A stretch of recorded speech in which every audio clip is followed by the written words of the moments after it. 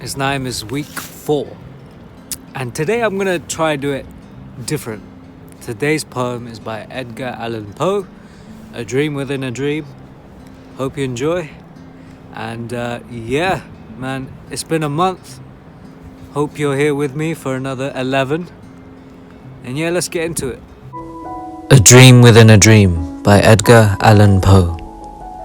Take this kiss upon the brow, and in parting from you now, thus much let me avow, you are not wrong who deem that my days have been a dream.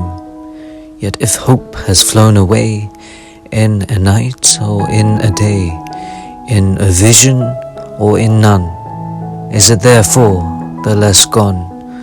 All that we see or seem is but a dream within a dream. I stand amid the roar of a surf-tormented shore, and I hold within my hand grains of the golden sand. How few, yet how they creep through my fingers to the deep, while I weep, while I weep.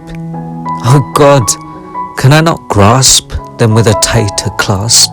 Oh God, can I not save one from the pitiless wave?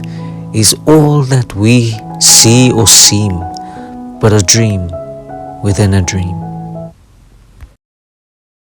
Right, so I've got it written down because I'm using my phone obviously and I'm outside. So what I've understood from the story, poem, well technically it is a story, is generally life is slipping away. Like what we perceive isn't really what we perceive. And it may also be with our emotions, what we feel and think inside. From a Stoic perspective, this is all in our head, it's not really real. And he's talking, from what it seems, is to a lover, and the lover is departing him. So take this kiss upon the brow. I'm basically kissing you goodbye. And he's feeling hopeless. But, if hope is the only thing that's there in night or day, what difference does it make if what I'm feeling is real? If I still feel that hope or hopelessness, even if it's fake? I think that's a genuine question, philosophically as well. I think I remember reading Kant, and one of the works he produced was the groundworks of metaphysics or something.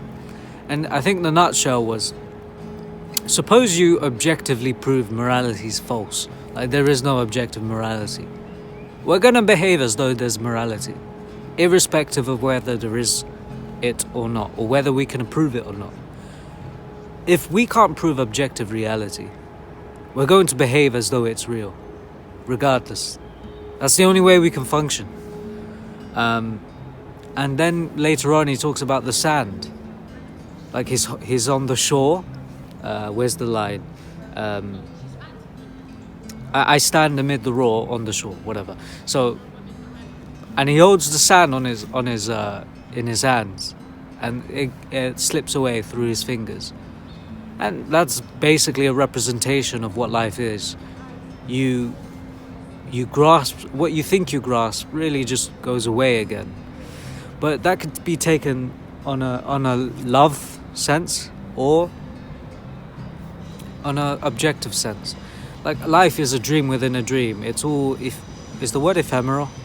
It's all there's a word that just means sort of fuzzy. I can't remember the word.